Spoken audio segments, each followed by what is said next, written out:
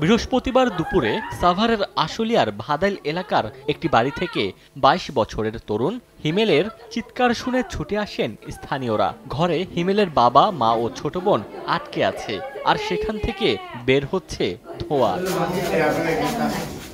ভেতর থেকে আটকে থাকায় স্থানীয়রা দরজা ভেঙে ঘরে ঢোকেন। এ সময় দেখতে পান মেঝেতে পড়ে আছে বাচ্চু মিয়া ও তার স্ত্রী স্বপ্না এবং মেয়ে জান্নাতের লাশ। আগুনে পুড়ে গেছে ঘরের বিছানা ও কাপড় সহ কয়েকটি আসবাবপত্র। তবে নিহতদের শরীরে ছিল না কোনো পোড়াক্ষত। বাচ্চু মিয়ার শরীরে ছিল ধারালো অস্ত্রের আঘাতের চিহ্ন। ভিতরে আটকা দিয়ে এরা স্বামী স্ত্রী তো করছে, আগুন ধরা দিছে। জাজিমে আগুন ধরা দিছে, দরজা জানলা তো সব বন্ধ।